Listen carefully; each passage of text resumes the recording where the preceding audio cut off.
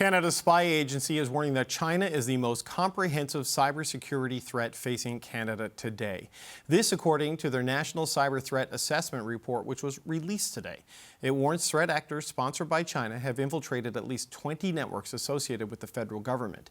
But the report from the Communication Security Establishment says cybercrime is persistent and widespread across all levels of government. And you may have already read this report and found it concerning. We're often asked, what keeps us up at night? Well, pick the page. Rajiv Gupta is the head of the Canadian Centre for Cyber Security, and he joins me now. Mr. Gupta, it's good to see you. Thanks for coming back to the show. Thank you for having me. You focus heavily on China in this report, saying that the scale, trade craft, and ambitions of China's demonstrations are second to none. Just how broad and deep is China's efforts to hack into Canadian systems today? Yes, this is our fourth National Cyber Threat Assessment, and we've been talking about it for a while. So we've always talked about intellectual property theft and espionage.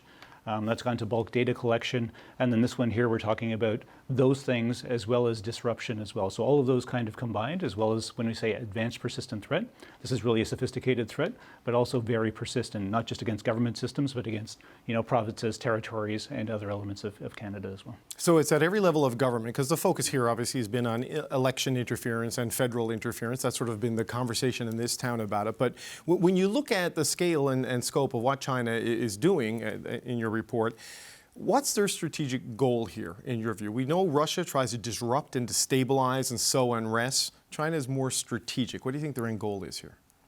Yeah, I mean, China publishes many of its goals as well, right? So it's whatever is of interest to their geopolitical interests. As we talked about, the intellectual property theft, the espionage, the government, the geopolitical interests. More interesting for this one as well has been some of the prepositioning on critical infrastructure that we mentioned, right? So that's in times of conflict. So we'd seen some of the reports from the U.S. in terms of prepositioning within critical infrastructure in the U.S. That's something we're very worried about in Canada. So what do you mean, like hacking into electrical grids, hacking into communication networks, that sort of a thing? Like prepositioning of critical infrastructure? That's exactly it, right? So now military powers are starting to combine cyber as part of their military apparatus. And our assessment is that they're viewing civilian critical infrastructure as being legitimate targets. So that's what we've seen with some of the reporting called Volt Typhoon in the United States as well. Being so interdependent with the U.S. as well, so that gives us pause as well. So we're very interested in understanding, is this happening in Canada, and making sure that critical infrastructure operators, as well as, the other elements that we've been talking about, are keenly aware of the threat that we're seeing.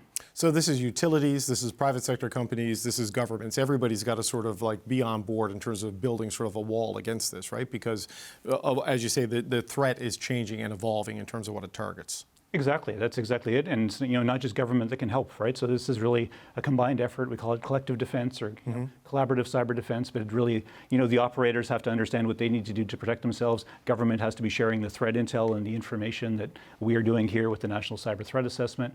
Just recently, so just yesterday, we released our cyber readiness goals, kind of demystifying what organizations should be doing in terms of preparing themselves from a cyber perspective, because it's complex. So we figured we'd create a common framework for organizations to be able to have 36 very clear objectives that would say, these are the things you need to do across 6 different pillars to really at least get yourself into a state of readiness and then go from there. So those are released and are harmonized with the U.S. as well, making sure we have kind of a common vocabulary between ourselves and the U.S. But how ready are we as a country? How would you describe the state of readiness to deal with this? Because if China is as advanced and as persistent and as determined, as you say, I mean, is Canada ready?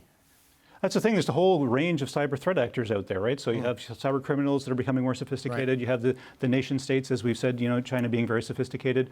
And there'll be different levels of readiness as well. That's why it's important to really, work across the society, looking for those weak links. We talk a little bit in the report about, digital choke points and whatnot. You never know what in your supply chain different organizations are dependent on. And we saw that with the CrowdStrike update recently, where, an update that wasn't even cyber related, but ended up impacting a portion of the world. So really understanding what those weak links are. Like you said, what's their state of readiness? Well, there'll be differing states of readiness, but we want to make sure that there's some commonality across the understanding as to what organizations need to do to get themselves ready. I know there's limits to the specifics you can give on this because of, national security laws, which our audience has become familiar with over the past little while. But you say in the report that Chinese cyber threat actors have compromised and maintained access maintained access to multiple government networks over the past 5 years, collecting communications and other valuable information. Are we talking at the federal level, provincial, municipal? Can you be that specific? And how long have they maintained access? Was it months, years, days? What do we know? Yeah, so this is just a range of observations that we have. I mean, we monitor federal government systems, and we want to be transparent as to what we're seeing. So in this case here, this is a representative of the scope and scale and persistency of what we're seeing. We see scanning on a daily basis. There's always that reconnaissance to try to get into systems. The fact that we've had 20 that we would consider compromises is a big number for us, which is representative. In terms of varying, we don't speak to specific incidents, but the fact that we're naming them and saying this was there is something for us just to indicate the sophistication of the threat. For all of the incidents that we've talked about here, they were all detected and mitigated and dealt with from a government perspective.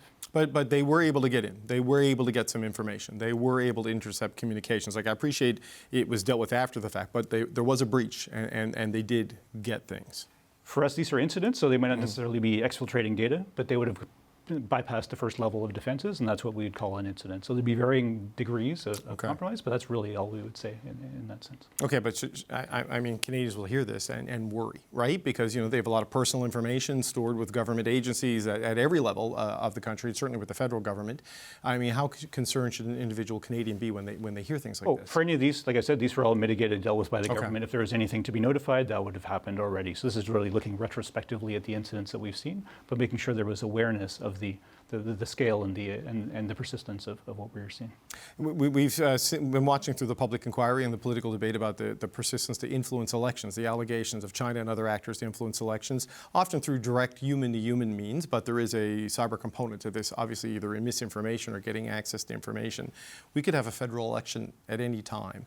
Given this focus, do you think there's been enough done to sort of protect the critical systems in Canada? I know voting is done with paper ballots here, so there's no hacking of machines.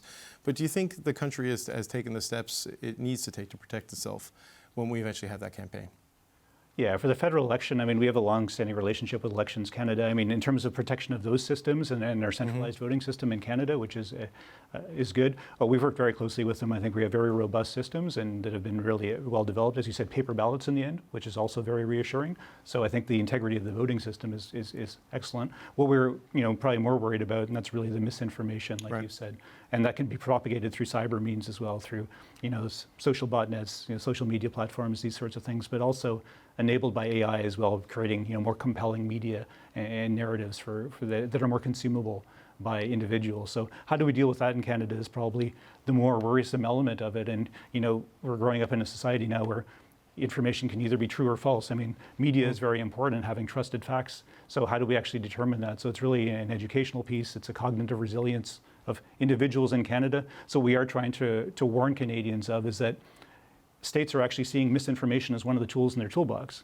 So expect this. You're going to be receiving misinformation as a Canadian. So how are you going to discern what's true and what's not? And we all have to be looking at information with that judgment and saying, is this really true and this is false? Why might someone be pushing this narrative? And it's really that bit of critical thinking that we all need to bake into ourselves as well. I don't think we're even remotely ready for what's coming with artificial intelligence. Just in a recent example, what we saw in the aftermath of the hurricanes in the United States, of the AI-generated images of like a little girl holding a dog that went crazy on social media because people thought it was real, and it was AI-generated. I mean, this is an enormous challenge that I don't know if we're equipped for it yet. It's changing very quickly, right? So we put mechanisms in place like the Security and Intelligence Threats to Elections Task Force and these sorts of elements to actually get the intel agencies together to be able to understand the threats to Canada and to deal with them. In terms of misinformation and the public opinion, that's still a work in progress. So just as a final point, sir, what is the one big thing that you found in this update and this assessment that the question of what keeps you awake at night? I mean, it seems like it could be anything in this report. There are many different elements in this report. You're not sleeping very well. Absolutely. So there's many to choose from, but the main point I would like to leave is that for all of these threats, whether cyber criminals or state-sponsored, it's really doing the basics. That's why I'm here to plug our cyber readiness goals. There are things that organizations can do. So please take a look at those and make sure that it's an all-of-society challenge. So we should all be working to improve our cyber resilience. Rajiv Gupta, the head of the Canadian Centre for Cybersecurity. Always appreciate the time, sir. Thank you. Thank you very much.